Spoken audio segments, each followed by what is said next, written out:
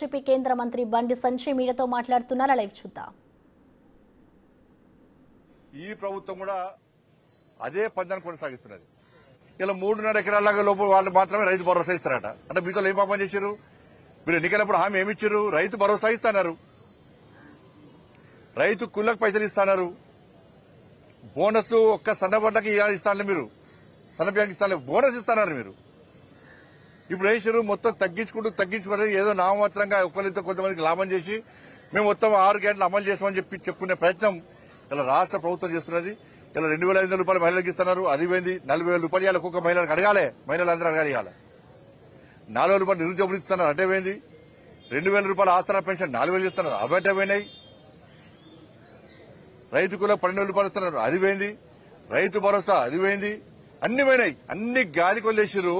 వట్టి మాటలతో టైంపాస్ 18 నెలల నుంచి ఇవే టైంపాస్. 6 గ్యారంటీల చర్చ వచ్చిందంటే మళ్ళా ఆ ఇష్యూని డైవర్ట్ చేసి కథం. కాబట్టి ఇలా అన్ని విషయంలో ప్రజలు ఆలోచిస్తున్నారు. కాబట్టి ప్రభుత్వం 6 గ్యారంటీల మీద దృష్టి పెట్టండి. మీరా ఎట్లా ఎవరిని అరెస్ట్ చేయరు, దానిలో ఇక నమ్మకం ఏంది? మీ మీద కాంగ్రెస్ పార్టీ నమ్మకం ఎప్పుడో వీకింది. ఎందుకంటే ఫోన్ ట్యాపింగ్ కేసు అన్నారు, అటే వీకింది. విద్యుత్ కొనుగోళ్ల కేసు అన్నారు, అటే పోయింది. కాళేశ్వరం అన్నారు, నిన్న నోటీస్ ఇచ్చారు, ఏం చేస్తారో తెలియదు. ఫార్ములా ఈ కేసు అన్నారు, సుప్రీంకోర్టు ఇచ్చిన ఇంతవరకు ఏం కేసు దాని అడ్రస్ లాభత్త లేకుండా పోయింది. డ్రగ్స్ కేసు అన్నారు, అది పోయింది.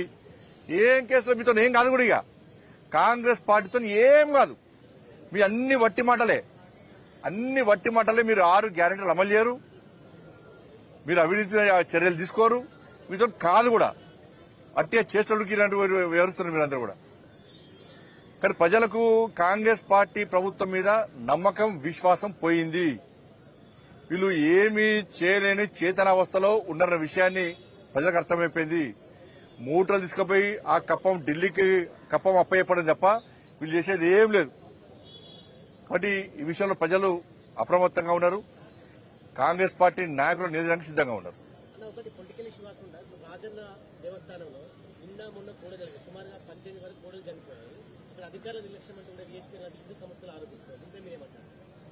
ఇప్పుడు దేవస్థానంలో ప్రతిసారి రాయరాజేశ్వర దేవస్థానంలో ప్రతిసారి ఈ కోడలు చనిపోవడము కానవతిగా మారింది. దానికి వెంటనే దేవస్థాన అధికారులు ఏ అట్లా కాలేదని చెప్పంటారు. కాబట్టి నేను ఇవాళ వెంటనే ఈవో గారితో మాట్లాడతా. తప్పకుండా ఆ గోవులను రక్షించాల్సిన బాధ్యత వేములవాడ రాజేశ్వర దేవస్థానం మీద ఉన్నది. పైసలు తక్కువ మీరు గోవులను రక్షించకుంటే ఇక భక్తులకు ఏం సౌకర్యం కల్పిస్తారు?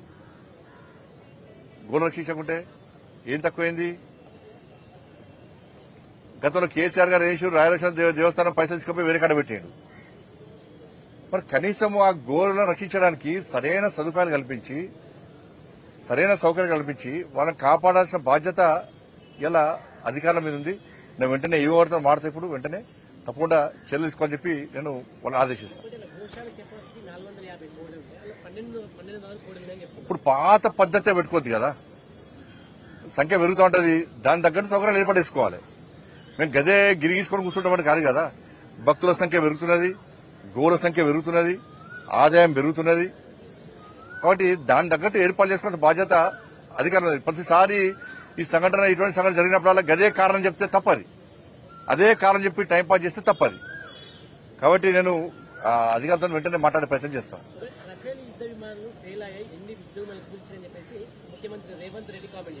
రేవంత్ రెడ్డి గారి యొక్క వ్యాఖ్యలు దేశద్రోహ వ్యాఖ్యలు అవి. ఇది పాకిస్తాన్ ఉగ్రవాదులను పెంచి పోషించే విధంగా ఉంది. ఇది భారత సైన్యం యొక్క ఆత్మవిశ్వాసాన్ని, ఆత్మస్థైర్యాన్ని దెబ్బతీసే విధంగా ఉంది. ఆడ పోయి యుద్దం చేసింది నరేంద్ర మోడీ గారు రఫేల్ వేయలే, భారత సైనికులు చేశారు. భారత సైన్యం మీద మీకు నమ్మకం, విశ్వాసం లేదా? ఆర్మీ చీఫ్ మీద మీకు నమ్మకం, విశ్వాసం లేదా? ఎవరి మీద విశ్వాసం లేదు మీకు? ఇందిరాగాంధీ అంటున్నారు. అరే 2016లో ఉరిలో నరేంద్ర మోడీ ప్రభుత్వం వచ్చేదాకా 2016లో వాళ్ళు ఒక్కసారి దాడి చేస్తే సోరబడి ప్రతి దాడి చేసిన ప్రభుత్వం నరేంద్ర మోడీ ప్రభుత్వం. 2019లో 40 మంది భారత సైన్యాన్ని ఆత్మాహుతి దాడితో దాడి చేస్తే పుల్వామాలో వెంటనే పాకిస్తాన్ లో చొరబడి సర్జికల్ స్ట్రైక్ చేసిన ప్రభుత్వం నరేంద్ర మోడీ ప్రభుత్వం. ఇవాళ అమెరికా లాంటి దేశము ట్విన్ టవర్స్ మీద Osama Bin Laden twin towers బద్దలు చేస్తే ధ్వంసం చేస్తే 3,000 మంది చచ్చిపోయారు, 6,000 మంది గాయాలపాలయ్యారు. కానీ అగ్రరాజ్యం అని చెప్పుకునే అమెరికాకు ఒసామా బిన్ లాడెన్ ను మట్టుబెట్టడానికి 11 సంవత్సరాలు పట్టింది. 11 సంవత్సరాలు అగ్రరాజ్యానికి. కానీ పెహల్గాం సంఘటన జరిగిన 15 రోజుల పాట 9 ఉగ్రవాద శిబిరాలను ధ్వంసం చేసినటువంటి సైన్యం భారత సైన్యం, అటువంటి ప్రభుత్వం నరేంద్ర మోడీ ప్రభుత్వం. 11 డిఫెన్స్ బేస్లను ధ్వంసం చేసిన ప్రభుత్వం నరేంద్ర మోడీ ప్రభుత్వం. 100 మంది ఉగ్రవాదులను మట్టుబట్టే ప్రభుత్వం నరేంద్ర మోడీ ప్రభుత్వం. సామాన్య ప్రజలకు ఇబ్బంది కావద్దని కోరుకుంటాం, అదే పదం కొనసాగిస్తారు. ఇప్పుడు యుద్దం అయిపోయిందా? ఇప్పుడు అయిపోయిందని ఎవరన్నారు? సాక్షాత్ ప్రధానమంత్రి గారు ఇప్పుడు యుద్దం అయిపోలే. ఉగ్రవాదం అంతరించే వరకు పాకిస్తాన్ ఉగ్రవాదులను వాళ్ళ దేశం నుంచి పెంచి పోషించకుండా ఉండేంత వరకు ఈ యుద్దం నిరంతరం కొనసాగుతూ ఉంటది. ఆపరేషన్ సింధూర్ ఆగిపోలేదని చెప్పి సాక్షాత్ ప్రధానమంత్రి గారు చెప్పారు. కాబట్టి ఇటువంటి పరిస్థితుల్లో మొన్నటి జెండా పట్టుకోని అంటారు, మోడీ గారు సహకరించడం, ప్రభుత్వం సహకరించడం అంటారు. మరి ఈ కామెంట్స్ ఏంది? ఇవాళ ఫక్తు కాంగ్రెస్ పార్టీకి ఎప్పుడు కూడా దేశానికి వ్యతిరేకంగా మాట్లాడడం ఒక ఫ్యాక్షన్ గా మారింది కాంగ్రెస్ పార్టీకి. ఇందిరాగాంధీ అంటారు. ఇందిరాగాంధీ హయాంలో పీఓకేను ఎందుకు స్వాధీనం చేసుకోలేకపోయింది కాంగ్రెస్ పార్టీ ప్రభుత్వం అప్పుడు?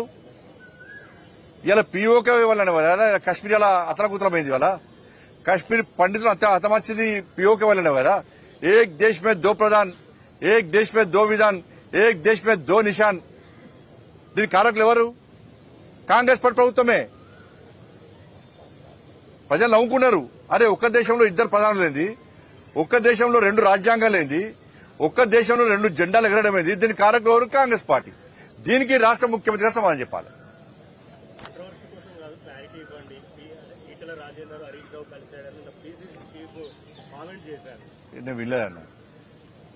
నేను వినలేదు. ఇప్పుడు కాంగ్రెస్ పార్టీ అంత పొలిటికల్ డ్రామా అంతా కాంగ్రెస్ పార్టీదే. ఆ కవితక్క విషయం కూడా కాంగ్రెస్ పార్టీదే. కల్వకుంట్ల ఆర్ట్స్ క్రియేషన్స్ ఆధ్వర్యంలో సినిమా నడుస్తుంది తెలంగాణ రాష్ట్రంలో. ఇప్పుడు 3 పత్తా అన్నాము చూసి చాలా మంది, 3 పత్తాల ఇప్పుడు 4 పత్తా ఆట నడుస్తుంది తెలంగాణ రాష్ట్రంలో. కల్వకుంట్ల ఆర్ట్స్ క్రియేషన్ ఆధ్వర్యంలో 4 పత్తా ఆట నడుస్తుంది. హరీష్ రావు గారు, కవిత గారు, కేటీఆర్ గారు, సంతోష్ రావు గారు 4 పత్తా ఆట నడుస్తున్నది. దీనిలో కేసీఆర్ గారు జోకర్ ప్లేస్ లో పెట్టారు. దీంతో ఇప్పుడు ఈ చర్చతోని, ఈ కవితక చర్చనో దీంతో తెలంగాణ రాష్ట్ర లాభం జరుగుతుందని చెప్పండి. ఇదో సమస్య అనేది. తెలంగాణ రాష్ట్ర ప్రజలు తెలంగాణ రాష్ట్రంలో మీడియాలో డిబేట్ పెట్టి చర్చించే సమస్య అనేది చెప్పండి. ఇంకా 6 గ్యారెంటీల గురించి చర్చ జరగాలి, లెటర్లు చిట్ చాట్ల పేరుతోని. ఇదేం పద్ధతి? వాళ్ళ బీఆర్ఎస్ పార్టీని మీరు గతంలో మీరు అబ్జర్వ్ చేయండి. బీఆర్ఎస్ పార్టీకి సంబంధించిన శాసనసభ్యులు చాలా మంది బీజేపీకి టచ్ లోకి వచ్చినప్పుడు బీఆర్ఎస్ పార్టీ ప్రభుత్వ ఆధ్వర్యంలో కేసీఆర్ గారు చేస్తుంటే టక్కన మీటింగ్ పెట్టి మన బీజేపీతో కలుస్తుంటే నాకు కేంద్ర మంత్రి ఇస్తున్నా చెప్పుకున్నా లేదా? ఒక గదే జిమ్మికులు ఇవన్నీ కూడా. బీఆర్ఎస్ బీజేపీ కలవడం అనేది అసలు బీఆర్ఎస్ మేము పడుచుకుంటామన్నా? అది ఫామ్ హౌస్ పార్టీ, కుటుంబ పార్టీ, అవినీతి పార్టీ. కవితక్కను అరెస్ట్ చేయకుండా ఉండాలన్న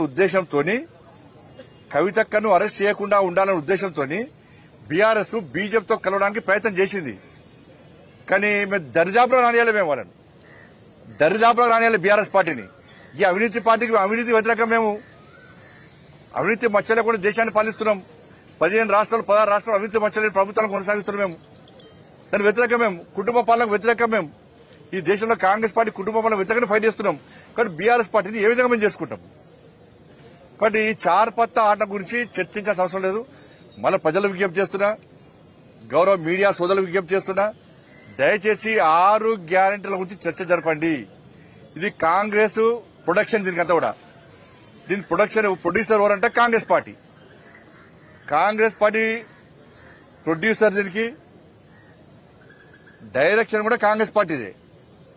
ప్రొడక్షన్ మాత్రం కల్వకుంట్ల ఆర్ట్స్ ప్రొడక్షన్. సెన్సార్ అది ఇక్కడ స్టేట్ చూస్తున్నారు. అది సెన్సార్ మార్క్ వస్తే కడిగేస్తాం. అందుకే కడిగేయమంటాను నేను.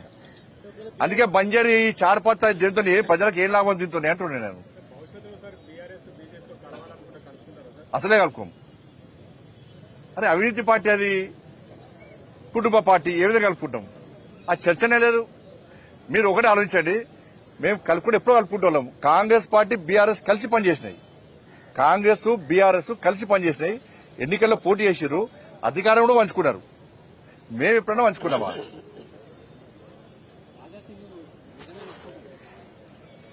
రాజశేఖర్ అడగని పోయాను.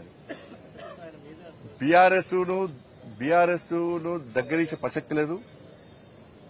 మళ్ళీ చెప్తున్నా, అవినీతి కుటుంబ పార్టీలకు ఎప్పుడు మీకు దూరం. ధన్యవాదాలన్నా. ధన్యవాదాలన్నా.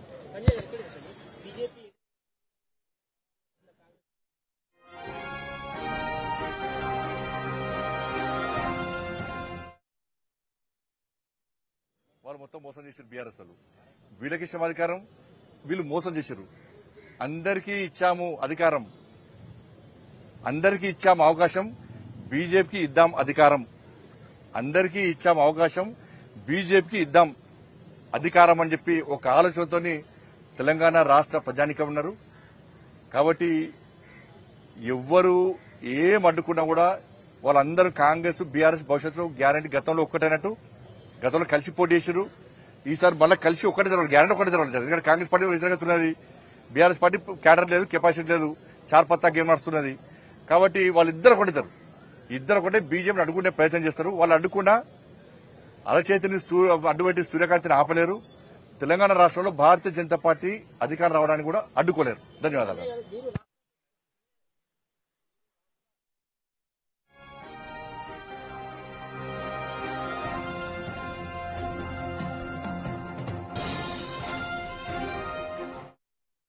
కట్టుబడి ఉంటాం మేము. భారతీయ జనతా పార్టీ ఆది నాయకత్వం